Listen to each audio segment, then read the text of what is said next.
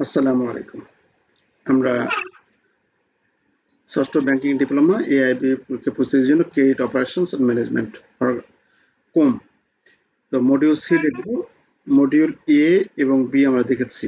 এ number module থেকে কিন্তু প্রশ্ন এক সেট হবেই, এক সেট প্রশ্ন হবেই। আর মডিউল সি থেকে আমাদের দুই সেট প্রশ্ন হয়, দুই সেট কিংবা তিন সেটও প্রশ্ন হয়। থিওরি হচ্ছে দুই সেট আমাদের হয়, আর হচ্ছে ম্যাথের হয় এক সেট, এরকম তিন সেট। অথবা থিওরি এক সেট হবে, ম্যাথের দুই সেট হবে, অথবা ভাঙাভাঙি ভাবে হবে যে থিওরি থাকবে ম্যাথ থাকবে, থিওরি থাকবে ম্যাথ থাকবে, এরকম ভাবে প্রায় তিনটি কোশ্চেন এখান থেকে হয় এই অধ্যায় থেকে। আর এই অধ্যায়ে আমাদের ম্যাথ আছে, ম্যাথগুলো আমরা দেখব। এই মাস পুরোটাই আমাদের থিওরি, আমরা যতগুলো অধ্যায় আছে সবগুলো অধ্যায় আমরা থিওরি আলোচনা করব। সামনের মাসের থেকে আমরা 1 তারিখ থেকে ম্যাথ ধরবো, যে ম্যাথের যে সাবজেক্টগুলো আছে সেই ম্যাথগুলো আমরা ধরবো। আচ্ছা, তো ক্রেডিট অপারেশন এন্ড ম্যানেজমেন্টে স্যার এই অধ্যায়তে কটা হবে স্যার? এই অধ্যায় থেকে 2টি থেকে 3টি প্রশ্ন হয়ে থাকে। তো সচরাচর আমাদের 3টি হয়ে থাকে আমাদের। একটি হচ্ছে ফুল সেট থিওরি, আর একটি ক নাম্বার থিওরি, খ নাম্বার হচ্ছে অঙ্ক। ক নাম্বার থিওরি তারপরে অঙ্ক, এরকম হতে পারে।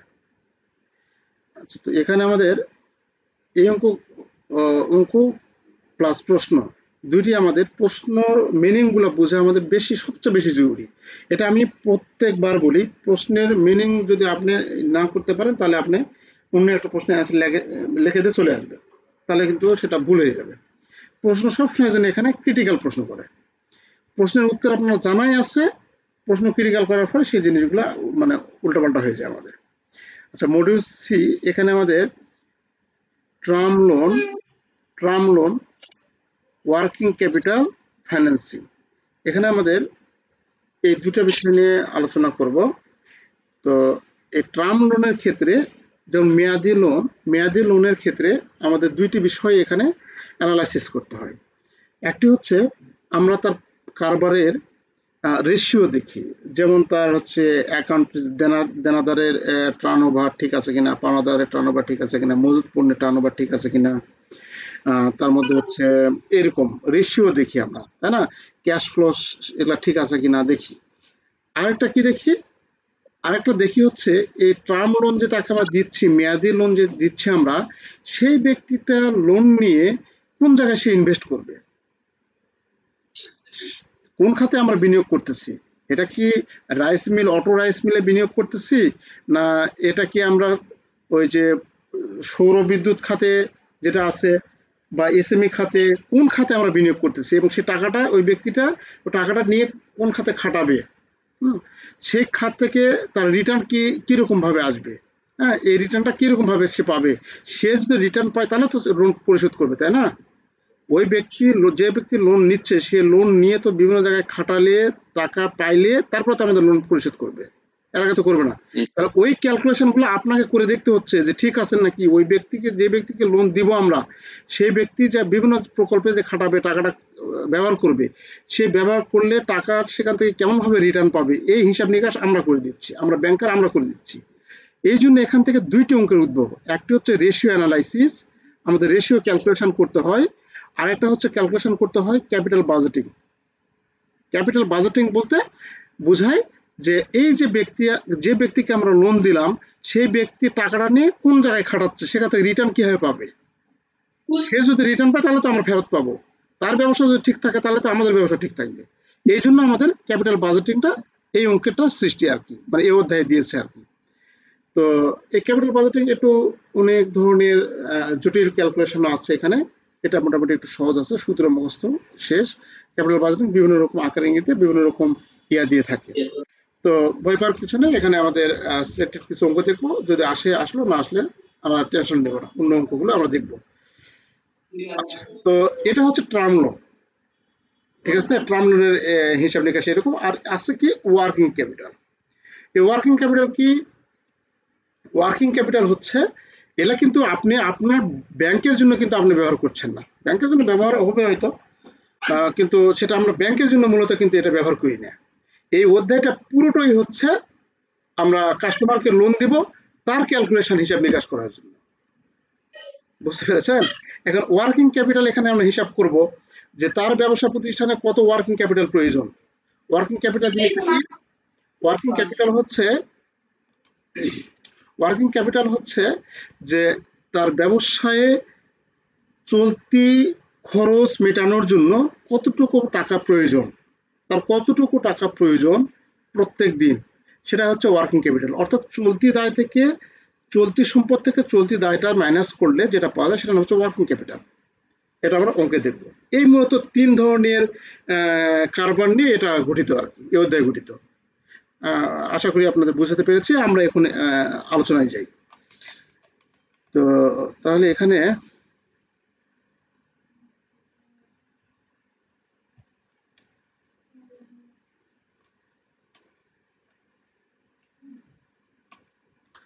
দেখুন,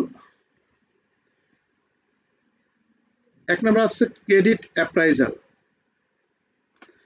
ক্রেডিট অ্যাপ্রাইজাল কি বা ক্রেডিট মূল্যায়ন কি, ঋণ মূল্যায়নের সংজ্ঞা দিন। এটা 5th আসছিল। ক্রেডিট অ্যাপ্রাইজাল কি বা ঋণ মূল্যায়ন কি, ঋণ মূল্যায়নের গুরুত্ব আলোচনা করুন। তো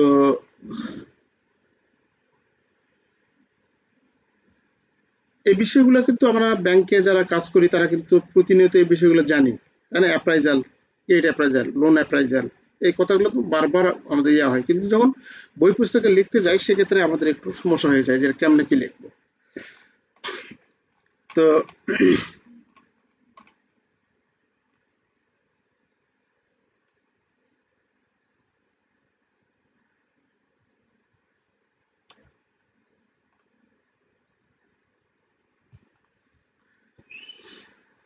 ক্রেডিট মূল্যায়ন বা ক্রেডিট অ্যাপ্রাইজাল, এখানে আমাদের ক্রেডিট মূল্যায়ন হলো ঋণ গ্রহীতা বা আবেদনকারী ঋণ যোগ্যতা মূল্যায়ন করার জন্য ব্যাংক বা ঋণ প্রদানকারী প্রতিষ্ঠানের মতো আর্থিক প্রতিষ্ঠান দ্বারা গৃহীত প্রক্রিয়া। তাহলে এখানে আমরা ক্রেডিট অ্যাপ্রাইজাল বলতে আমরা বুঝবো যে ব্যক্তি ঋণের জন্য আবেদন করেছে সে আবেদনের প্রেক্ষিতে ওই ব্যক্তিটি লোন পাবে কি পাবে না, এটা জন্য গৃহীত যে প্রক্রিয়া, সেই প্রক্রিয়াকে আমরা বলি ক্রেডিট অ্যাপ্রাইজাল বা ক্রেডিট মূল্যায়ন। আচ্ছা, তো এখানে আমাদের ক্রেডিট মূল্যায়ন প্রক্রিয়া বিনিয়োগ সিদ্ধান্ত প্রকল্প নির্বাচনের জন্য একটি অপরিহার্য হাতিয়ার। ওই যে আমরা ক্রেডিট মূল্যায়ন যখন করব তখন আমরা কি প্রকল্প নির্বাচন, প্রকল্প বলতে বুঝাবো যে এখানে কোন জায়গায় সে টাকাটা বিনিয়োগ করে সে লাভবান হবে, মানে টাকাটা সে মানে কতদিনে ফেরত পাবে বা পাবে না, বা এখান থেকে একটা জায়গায় ইনভেস্ট করছে সে কতদিন পর টাকা পাবে, এই জিনিসটা হচ্ছে অনেক গুরুত্বপূর্ণ বিষয়। ঠিক তেমনি আমরা যে জায়গায় লোন দিচ্ছি সে ব্যক্তি কি ধরনের ব্যবসা, তার ব্যবসা কতদিন পর রানিং হবে, তার ব্রেক ইভেন পয়েন্ট কতদিন পর্যন্ত চলবে, এই বিষয়গুলো এখানে আমরা আলোচনা করি। তো এটার জন্য আমাদের প্রকল্প নির্বাচনটা অত্যন্ত গুরুত্বপূর্ণ হাতিয়ার। এটি ঋণ গ্রহীতার বিনিয়োগ সিদ্ধান্ত এবং প্রকল্প নির্বাচন, আর্থিক ইতিহাস বলতে ব্যাংক স্টেটমেন্ট, এখানে আমরা ব্যাংক স্টেটমেন্ট, আয় সম্পদ দায় অন্যান্য প্রাসঙ্গিক কারণগুলি একটি বিস্তৃত মূল্যায়ন করে একটি ঋণ বা ক্রেডিট সুবিধা পরিশোধ করার ক্ষমতা নির্ধারণ করে। মানে আমরা তার ব্যাংক স্টেটমেন্ট দেব। এরা কিন্তু আবল তাবল এখন ব্যাখ্যা লিখতেছে, আবল তাবল বলতে যে এই সংজ্ঞার উপর ইয়া করে এখন ব্যাখ্যা লিখতেছে। কিন্তু এখানে আপনি প্রথমে আপনার মতো করে আপনি একটা সংজ্ঞা লিখলেন যে ক্রেডিট মূল্যায়ন কাকে বলে, তারপরে আমরা ব্যাখ্যা লিখবো, শেষে একটা সংজ্ঞা আপনার মতো করে আপনি দিবেন, শেষ। এটা আমরা সংজ্ঞামূলক প্রশ্ন থাকলে এরকম ভাবে আমরা অ্যান্সার করার চেষ্টা করব। তো তাহলে এখানে আমরা কি করি, ক্রেডিট মূল্যায়নের জন্য আমরা তার যে ফর্ম অনুযায়ী বা তার নির্দিষ্ট অ্যাপ্লিকেশন অনুযায়ী আমরা তার ব্যাংক স্টেটমেন্ট, বিভিন্ন ব্যাংকের স্টেটমেন্ট দেখি, তার প্রকল্প আমরা নির্বাচন করি, তার প্রকল্পের সবকিছু যে জায়গায় ঋণ দেবো সে ঠিক আছে নাকি, তার প্রকল্প সে যে জায়গায় টাকাগুলো খাটাবে সেটা ঠিক আছে নাকি, তার স্টেটমেন্ট দেখি আমরা, বিভিন্ন রকম সম্পদ দায়গুলো হিসাব নিকাশ করে আমরা এটা তার ঋণটা নিলে পরিশোধ করতে পারবে নাকি, এই জিনিসগুলো আমরা কি করি, এই জিনিসগুলো আমরা মূল্যায়ন করি বা নির্ধারণ করি যে সে আসলে অ্যাকচুয়ালি ঋণটা পরিশোধ করতে পারবে কি পারবে না। তাহলে এখানে ক্রেডিট মূল্যায়নের সম্ভাব্য ঋণ গ্রহীতা প্রযুক্তির সম্ভাব্যতা, অর্থনৈতিক প্রয়োজনীয়তা এবং বিপণনের সম্ভাবনা, প্রকল্পের আর্থিক কার্যকারিতা এবং সফল পরিচালনার জন্য প্রয়োজনীয় ব্যবস্থার দক্ষতা নির্ধারণ করে। আচ্ছা, তাহলে মূলত এলে আপনি আপনার পেঁচে পুছে যতটুকু পারেন এভাবে লিখবেন আর কি। মোট কথা হলো সে ঋণ পাবে কি পাবে না, এটাই মূল্যায়ন করার নামে হচ্ছে ক্রেডিট মূল্যায়ন, মানে ক্রেডিট অ্যাপ্রাইজাল। ক্রেডিট মূল্যায়নের লক্ষ্য ঋণ অনুমোদন, ঋণের পরিমাণ, সুদের হার, শর্তাদি সম্পর্কে অবগত সিদ্ধান্ত নেওয়া এবং খেলাপি হওয়ার ঝুঁকি কমানো, ঋণদাতা তহবিল তাদের আর্থিক বাধ্যবাধকতা পূরণ করতে পারে এমন ঋণ গ্রহীতার জন্য বরাদ্দ করা হয়েছে কিনা তা নিশ্চিত করা। আচ্ছা, ক্রেডিট মূল্যায়নের প্রধান উদ্দেশ্য হলো এখানে সব বলা আছে। কি বলা আছে? ক নম্বর, বিনিয়োগ প্রস্তাব গ্রহণ, প্রত্যাখ্যান করার সিদ্ধান্ত নেওয়া, সুপারিশ করা। এটি একটি সঠিকভাবে সম্পাদন করা না হয় তাহলে এটিকে নতুন উপায়ে ডিজাইন করা বা প্রণয়ন করা উচিত, যাতে আরো ভালো প্রযুক্তিগত এবং আর্থিক, বাণিজ্যিক এবং অর্থনৈতিক কার্যকারিতা নিশ্চিত করা যায়। সহজ অর্থে ক্রেডিট মূল্যায়ন মানে সম্ভাব্য ঋণগ্রহীতা, বাণিজ্যিক এবং আর্থসামাজিক সম্ভাব্যতা নির্ধারণের লক্ষ্যে একটি বিনিয়োগ প্রস্তাবের প্রাক বিনিয়োগ বিশ্লেষণ, মানে বিনিয়োগ করার পূর্বে আমরা একটা প্রাক বিশ্লেষণ, অর্থাৎ এটি প্রস্তাবিত প্রকল্প বা বাস্তবায়ন বা অর্থায়ন করার জন্য গ্রহণ করা হবে কিনা তা পরীক্ষা করা। মোট কথা আমরা ওই যে কাস্টমার, আমাদের বুকলেট আছে, আমাদের বুকলেটে তো প্রথমে কাস্টমার আসে, কি করে সাইন বাইন করে তার ইনফরমেশনগুলো দেয়, এটার নাম হচ্ছে কি অ্যাপ্রাইজাল, তাই না? Credit appraisal. এটা আমাদের সব ঠিকঠাক মতো আছে নাকি, কাস্টমার তার কাজ অনুযায়ী, তার স্বীকৃতি অনুযায়ী সে যে দিছে, হলফনামা দিছে, সেটা অনুযায়ী তার ব্যবসা ঠিক আছে নাকি, এই জিনিসগুলো দেখে যদি মনে করি যে এ 1 লাখ টাকা ঋণ পাওয়ার যোগ্যতা আছে, তাহলে তা আমরা পাশ করে দিই, তাহলে অ্যাপ্রাইজাল অনুমোদন হয়ে যায়। আর যদি না পাই তাহলে অ্যাপ্রাইজাল কি হয়ে যায়? ডিক্লাইন হয়ে যায়। তাহলে এই জিনিসটার নাম হচ্ছে ক্রেডিট অ্যাপ্রাইজাল, অর্থাৎ সে ঋণ পাবে কি পাবে না এই জিনিসটা আমরা মূল্যায়ন করে থাকি। আচ্ছা, ক্রেডিট মূল্যায়নের গুরুত্ব। এখন এটা কি জন্য মূল্যায়ন করে থাকি? ওই যে বললাম, আমরা টাকা পুনরুদ্ধার করতে পারবো কি পারবো না, কাস্টমার যেন সঠিক মতো ব্যবসা করতে পারে, আমাদের যেন কোনো ক্ষতি না হয়, কাস্টমারের স্বার্থ রক্ষার জন্য। কেউ কেউ যদি ঋণের টাকা না দেয় তাহলে কি হবে? কেউ ঋণের টাকা না দিলে আমরা ক্ষতিগ্রস্ত হব। আমরা যখন ক্ষতিগ্রস্ত হব তাহলে আমাদের কাছ থেকে যে জমা রাখছে যে ডিপোজিটর, সে ক্ষতিগ্রস্ত হবে, টাকা ঠিকমতো দিতে পারবো না, তাই না? তার মানে কি, কাস্টমারের স্বার্থটা রক্ষা করা হচ্ছে। যে ক্রেডিটটা যদি ভালো জায়গায় দিই আমরা, তার মানে কি, কাস্টমারের স্বার্থটা রক্ষা হলো, অন্য ডিপোজিটরের স্বার্থটা রক্ষা হলো, সে ঠিকঠাক মতো আমাদের কাছ থেকে লেনদেন করতে পারবে, টাকা পয়সা পাবে, কোনো সমস্যা হবে না। এই জিনিসগুলো এখানে আমরা আলোচনা করবো। ক্রেডিট মূল্যায়নের গুরুত্বই হচ্ছে এই জিনিসগুলো।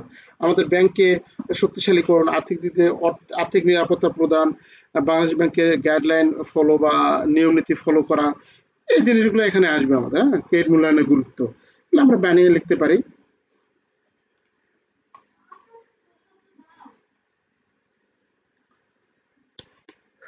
এখানে আলাদা আলাদাভাবে দেওয়া আছে। একটি ব্যাংকের দৃষ্টিকোণ থেকে আমাদের এটা ক্রেডিট মূল্যায়নের গুরুত্ব, ক্রেডিট ঝুঁকি এবং গ্রহণযোগ্যতা স্তর বা সঠিক ঋণ গ্রহীতা শনাক্তকরণ। সঠিক ঋণ গ্রহীতা, আমরা ব্যাংকের দৃষ্টিকোণ থেকে সঠিক ঋণ গ্রহীতা শনাক্তকরণ, একটি প্রকল্পে বাণিজ্যিক, প্রযুক্তিগত এবং আর্থসামাজিক সম্ভাব্যতা মূল্যায়ন করা, দেশের ব্যাংকিং এবং আইনের সাথে সম্মতি। আমরা যদি ঠিকমতো দেখে যদি দেই, তাহলে বাংলাদেশ ব্যাংকের যে আইন দিয়েছে সেই আইনের প্রতি শ্রদ্ধা বা সম্মান রেখে আমরা যদি কার্যক্রম পরিচালনা করে থাকি, তাহলে সেই দেশীয় আইন প্রবিধান আমাদের মেনে চলা হচ্ছে। তাহলে আমাদের সেই আইন অনুযায়ী, ল অনুযায়ী যখন আমরা কোনো ঋণ দিতে যাব, তাহলে সেই ঋণ ডিফল্ট হওয়ার সম্ভাবনা খুব কম। আর ল যখনই ভঙ্গ হয়েছে তখনই আমাদের কোনো সমস্যার মধ্যে আমরা পড়ে গেছি। কিন্তু আসলে উপরের চাপে হোক, যে কোনো অদৃশ্য কোনো হাতের কারণে হোক, আমরা সেটা দিতে পারি না, কোনো জায়গায় ফাঁক ফোকর থেকে থাকে আর কি। তো যাই হোক, এই এই মানে আর্থিক প্রতিষ্ঠানের দৃষ্টিকোণ থেকে এই তিনটি, আর ঋণ গ্রহীতার দৃষ্টিকোণ থেকে এরকম একটি প্রকল্প হাতে নেওয়ার সামগ্রিক কার্যকারিতা সম্পর্কে নিশ্চিত হওয়া, প্রজেক্টের যে কোনো ত্রুটির জন্য উন্নতি ও পরামর্শ চাওয়ার উপায়। এত কিছু আমরা এভাবে করলে আমরা হব, মানে লিখতে গিয়ে আমরা পয়েন্টগুলো হারিয়ে ফেলবো। আপনি যদি মনে করেন এই 3টা পয়েন্টে আপনার জানা নেই, যে ব্যাংকের দৃষ্টিকোণ থেকে, ঋণ গ্রহীতার দৃষ্টিকোণ থেকে, জাতীয় দৃষ্টিকোণ থেকে, এরকম বিভিন্ন দৃষ্টিকোণ থেকে বলা আছে, দরকার নাই এই দৃষ্টিকোণ। এই আপনার দৃষ্টিকোণ বাদ দিয়ে আপনি ক্রেডিট মূল্যায়নটা, ওই ফাইলটা আমাদের দেখা কেন জরুরি, ফাইলটা পুঙ্খানুপুঙ্খরূপে, আমাদের লোন ফাইল যেটা দেয়, সেই লোন ফাইল দেখা পুঙ্খানুপুঙ্খরূপে কি জন্য জরুরি, এটা আমরা তো জানি। সেই পয়েন্টগুলো আমরা লিখবো। আমাদের ব্যাংক ডিফল্ট হওয়া আমার হাত থেকে বাঁচবে, আমার ব্যাংকে মুনাফা বৃদ্ধি পাবে, কাস্টমারের স্বার্থ রক্ষা হবে, আপনার ব্যাংকের সুনাম বৃদ্ধি পাবে। লোন লোন যদি ভালো লোন দেন, আপনার যদি একটাও যদি ডিফল্ট না হয়, তাহলে আপনার ব্যাংকে সুনাম অর্জন করবে না। এই জিনিসগুলো আপনি সেখানে তুলে ধরবেন, কোনো সমস্যা নাই। আপনি এইভাবে যে লিখতে হবে ওরকম না।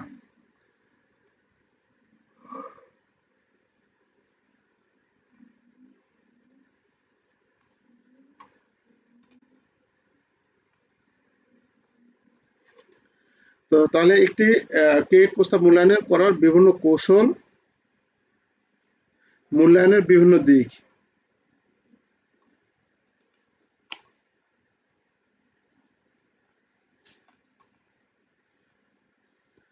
ক্রেডিট মূল্যায়নের বিভিন্ন দিক আলোচনা করুন, অথবা অথবা একটি নির্দিষ্ট প্রস্তাব মূল্যায়ন করার কৌশলগুলি আলোচনা করুন। আচ্ছা, এখানে আমাদের যে বিভিন্ন দিকের কথা বলা আছে, হ্যাঁ, 7টা দিক এখানে আলোচনা করা আছে।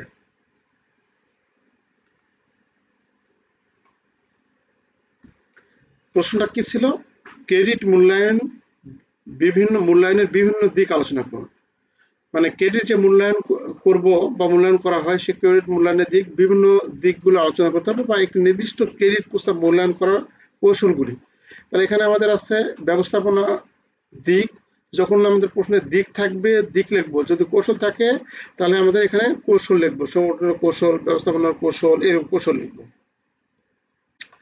তাহলে ব্যবস্থাপনাগত দিক: ক্রেডিট প্রস্তাব তৈরির সময় এবং তারপরে নিয়মিত ক্রিয়াকলাপের জন্য নির্বাহী ব্যবস্থাপকের জন্য প্রস্তাবিত ব্যবস্থা বর্ণনা করা উচিত। মূল্যায়নের প্রতিবেদনে প্রস্তাবিত মূল শক্তি, মূল প্রযুক্তিগত, প্রশাসনিক এবং অ্যাকাউন্টিং কর্মীদের বিবরণ অন্তর্ভুক্ত থাকে। যদি ব্যবস্থাপনা অযোগ্য হয়, তাহলে এমনি একটি ভালো প্রকল্প ব্যর্থ হতে পারে। অর্থাৎ আমরা ব্যবস্থাপনার দিক দেখব। আমরা ক্রেডিট প্রস্তাব মূল্যায়নের যে বিভিন্ন দিকে আছে, মূল্যায়নের দিকগুলোর মধ্যে ব্যবস্থাপনার দিক যদি আমাদের দুর্বল হয়ে থাকে, তাহলে সেখানে ডিফল্ট হওয়ার সম্ভাবনা বেশি থাকে, ঝুঁকি থাকার সম্ভাবনা বেশি থাকে। ব্যবস্থাপক বা সংগঠনের, আচ্ছা এর মাঝখানে পড়লাম না, এখানে বলা আছে যে একজন ব্যবস্থাপক যদি দুর্বল হয়, তাহলে সেখানে তার প্রতিষ্ঠান দুর্বল হবে, এটাই স্বাভাবিক। ব্যবস্থাপক যদি সবল এবং ব্যবস্থাপক যদি জ্ঞান গরিমা সম্পন্ন ব্যক্তি হয়, তাহলে সেই প্রতিষ্ঠান আজকে রান না করুক, সেটা 6 মাস পর, 1 বছর পর রান করবে, অবশ্যই রান করবে। এটা আমাদের মাথায় রাখতে হবে। তাহলে ব্যবস্থাপনার দিকটা আমরা দেখব। এখানে আবার বলা আছে যে ব্যবস্থাপক এবং সাংগঠনিক মূল্যায়নের জন্য নিম্নলিখিত বিষয়গুলো মূল্যায়ন করা প্রয়োজন। শিক্ষাগত যোগ্যতা, এই যে এখানে যোগ্যতা দেওয়া আছে আমাদের।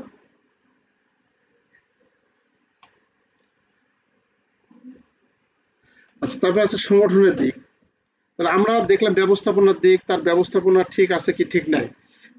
আমরা তার যে ক্রেডিট অ্যাপ্রাইজার মূল্যায়ন করব, যাকে লোন দিচ্ছি তার ব্যবস্থাপনা কিরকম, সে তার ম্যানেজার বা সে তার এমডি বা সিও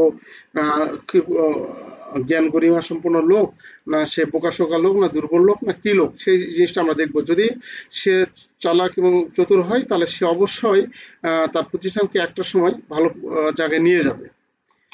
এই দিকটা দেখব। তারপরে সংগঠনের দিক দেখব। সংগঠনের দিক, তাহলে সংগঠন বলতে এখানে আমাদের এটা কোন ধরনের ব্যবসা প্রতিষ্ঠান, এক মালিকানা না অংশীদারি না যৌথ মূলধনী কোম্পানি, সেটা কোন ধরনের প্রতিষ্ঠান সেটা আমরা দেখব। তারপর আছে প্রযুক্তিগত দিক। প্রযুক্তিগত দিক বলতে আমরা অবশ্যই দেখব তার প্রতিষ্ঠান কত ধরনের, মানে প্রযুক্তি নির্ভর, কিরকম প্রযুক্তি নির্ভর, এই জিনিসটা আমরা দেখব। তো মূল্যায়ন প্রকল্পে প্রযুক্তিগত মূল্যায়নের গুরুত্ব কোনো অতিরঞ্জিত করার প্রয়োজন নেই। এটি প্রকল্পের প্রযুক্তি মূল্যায়নের বিস্তৃত ও নিম্নলিখিত একটি সমালোচনামূলক সমর্থন: অবস্থান বা সাইট, আকার বা ক্ষমতা। তারপরে আচ্ছা, প্রযুক্তি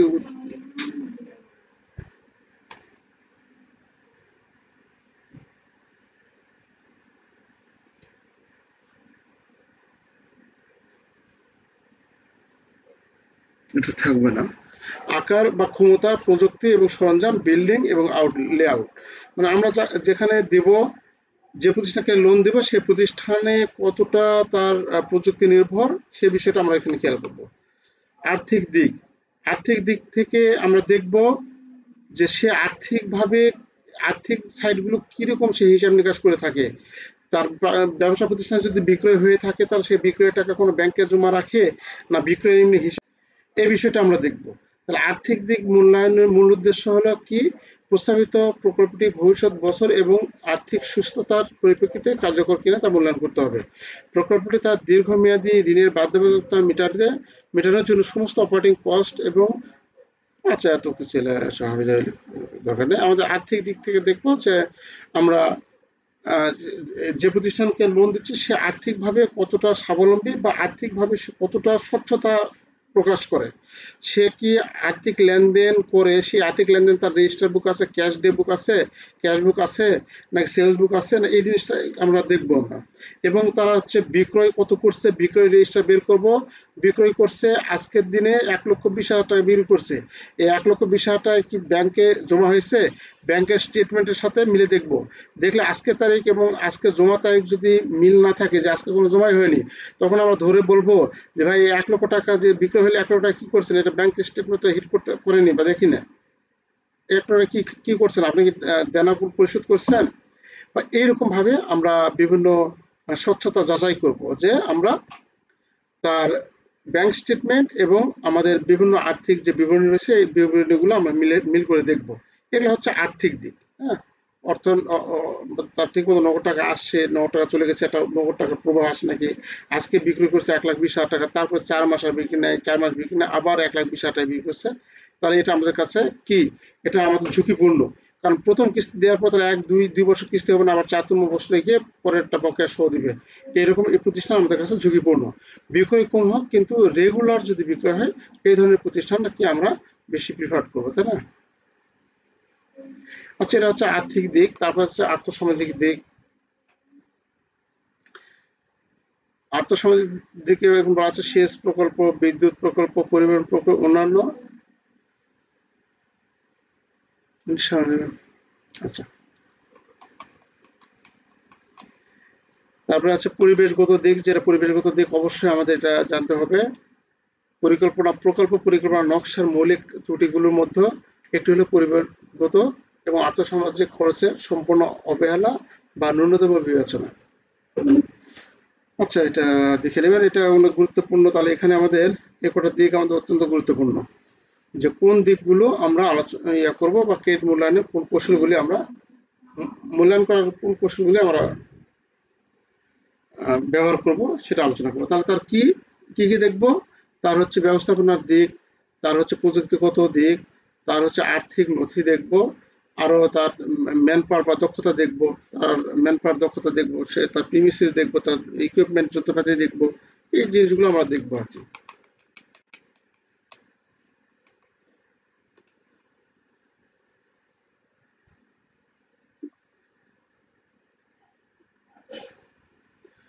আচ্ছা,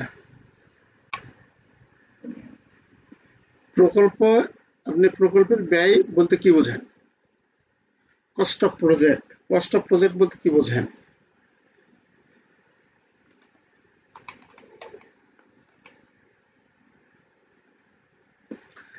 প্রকল্পের ব্যয় হলো কোনো নির্দিষ্ট প্রকল্পের, যেমন একটি নির্মাণ প্রকল্প বা ব্যবসায়িক প্রকল্পের পরিকল্পনা বাস্তবায়ন এবং সফলতা।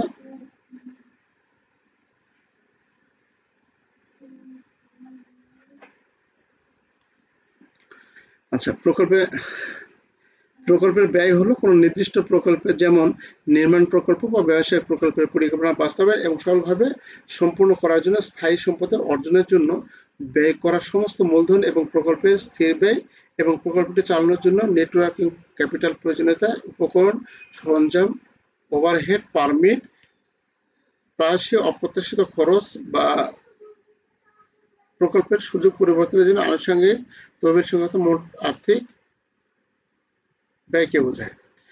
অর্থাৎ মোট কথা, প্রকল্পের যাবতীয় সব ধরনের খরচকে আমরা প্রকল্পের ব্যয় হিসেবে ট্রিট করব বা চিহ্নিত করব। এর জন্য আমাদের কি থাকে, প্রকল্প শুরু ব্যয় থাকতে পারে, প্রকল্প যন্ত্রপাতি ক্রয় পর্যন্ত, প্রকল্পের বিভিন্ন রকম আমরা অ্যাসেট ক্রয় করতে যে সম্পদ ব্যয় হবে, এই সবগুলোই হচ্ছে আমাদের প্রকল্প ব্যয়ের মধ্যে মোট আর্থিক ব্যয় যে হয়ে থাকে, সে মোট আর্থিক ব্যয়কে বুঝবে।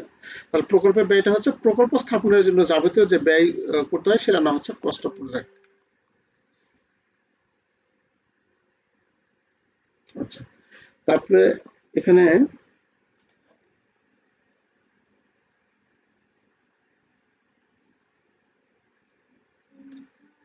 আচ্ছা, জি ওয়ালাইকুম আসসালাম। আমি একটা ক্লাসে আছে, এই জি জি, আমি 11:30 ফোন দেবো। না, আমি ক্লাস শেষে আপনাকে ফোন দিচ্ছি। ও আচ্ছা আচ্ছা, আচ্ছা তাহলে সকালে কথা বলবো। আচ্ছা জি জি।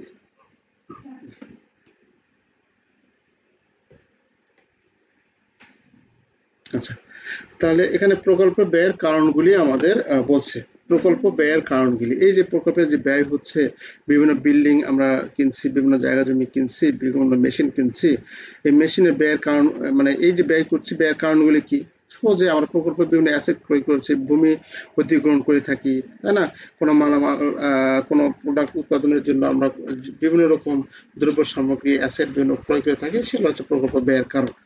তো এগুলো বেশি ইম্পর্টেন্ট না আমাদের। দেখো 98 আসছে, একটি একটি প্রকল্প অর্থায়নের উপায়, মানে একটি প্রকল্প অর্থায়নের উপায় বলছে, উপায়।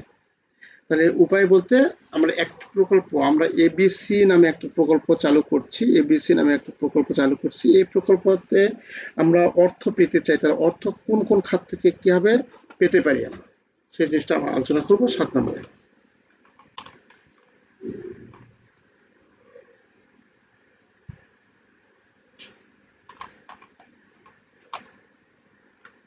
আর এটাও প্রকল্প ব্যয়ের কারণ, ব্যয়ের কারণ হচ্ছে, দেখলাম লাগবে না।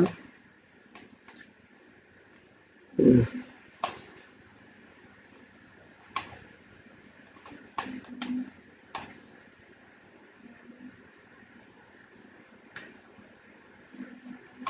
আচ্ছা, একটি প্রকল্প অর্থায়নের উপায়, এটা তাই না? উপায়, উপায় তো বলছে। হ্যাঁ, উপায় 7 নম্বর। তাহলে একটি প্রকল্প অর্থায়নের উপায়ের আলোচনা করুন। অর্থায়ন কি কি উপায়ে অর্থায়ন করতে পারি? অর্থায়ন বলতে আমরা টাকা সংগ্রহ করতে পারি কি কি উপায়ে? একটা হচ্ছে ইকুইটি অর্থায়ন, একটা হচ্ছে ঋণ অর্থায়ন। ঋণ অর্থায়ন, ইকুইটি অর্থায়নটা কি? আমরা কোনো শেয়ার বিক্রি করে যে টাকা অর্থ গ্রহণ করবো। তাহলে এবিসি কোম্পানি কি করছে, তারপরে এরকম বিভিন্ন ব্যক্তির কাছে কি করে, শেয়ার বিক্রি করে টাকা অর্জন করে। বিভিন্ন ব্যক্তি কি করছে, শেয়ার কিনছে, বিভিন্ন ব্যক্তি শেয়ার কিনছে। এই শেয়ার কেনার ফলে আমরা কি করতে পারি, আমরা ক্যাশ পেতে পারি, আমরা এই টাকাতে আমরা কোনো কাজ করতে পারি। এইভাবে শেয়ার বিক্রি করে আমরা কি করতে পারি, মানে অনেক লোকের কাছে শেয়ার বিক্রি করে আমরা অর্থ সংগ্রহ করতে পারি। ঠিক তেমনি আমরা ঋণ নিয়ে আমরা শেয়ার বিক্রি বন্ধ করে দিয়ে শেয়ার বিক্রি আমরা দিলাম না, এটা বন্ধ করে আমরা কি করব, কোনো ব্যাংক থেকে আমরা ঋণ নিয়েও করতে পারি। আমরা কোনো ব্যাংক থেকে ঋণ নিয়েও আমরা সে অর্থায়ন করতে পারি। তাহলে প্রকল্পের অর্থায়ন দুইভাবে আমরা করতে পারি। ইকুইটি অর্থায়ন, ইকুইটি অর্থায়নটা কোনটা, যেটা শেয়ার বিক্রি করে হচ্ছে, আর হচ্ছে ঋণ অর্থায়ন। আচ্ছা, ইকুইটি অর্থায়ন এখানে আমাদের আছে, ইকুইটি অর্থায়নের মধ্যে আমি যেটা উদাহরণ দিলাম সেটা একটা উদাহরণ দিলাম। এই ইকুইটি অর্থায়ন কাকে বলে, যে শেয়ার হোল্ডার বোন নিজেরাই যে টাকাটা অর্থ সংগ্রহ করে, সেটা হচ্ছে আমাদের কাছে ইকুইটি অর্থায়ন। তাহলে ইকুইটি অর্থায়নের মধ্যে এই পৃষ্ঠপোষক বা শেয়ার হোল্ডার, এখানে দেখবো শেয়ার হোল্ডার,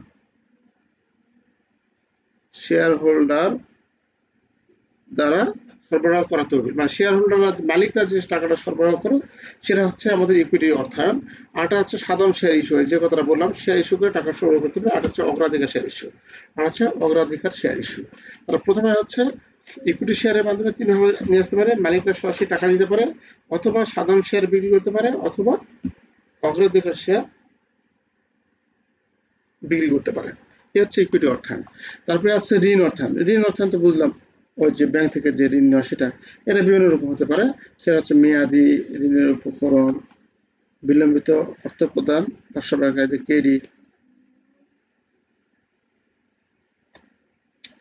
তো এইভাবে আমরা ঋণ অর্থায়ন যেটা আছে, সেই ঋণ অর্থায়ন আমরা লিখতে পারি আর কি। আচ্ছা, তো এখান থেকে যে প্রশ্নগুলো পড়লাম, এই প্রশ্নগুলো কিন্তু আমাদের এখান থেকে কিন্তু অনেক ধরনের প্রশ্ন আমাদের বানিয়ে দেবে, অনেক ধরনের প্রশ্ন বানিয়ে দেবে। এখান থেকে আমাদের আসার সম্ভাবনা আসবে তো অবশ্যই। তারপরে আমরা এই প্রশ্নগুলো খুব যত্ন সহকারে একটু করব। আর তাছাড়াও আপনাদের এই যে সালের কোশ্চেন যেটা দেওয়া আছে এটা তো অবশ্যই মিস করব। আচ্ছা, তাহলে আমরা পরবর্তীতে আগামী দিন এখান থেকে আমরা মূলধন বাজেটিং, মূলধন বাজেটিং থেকে শুরু করব। এগুলো পরে থিওরি সহজে আছে। মূলধন বাজেটিং কি, নিট বর্তমান মূল্য কি, এই জিনিসগুলো আমরা আলোচনা করবো আর কি।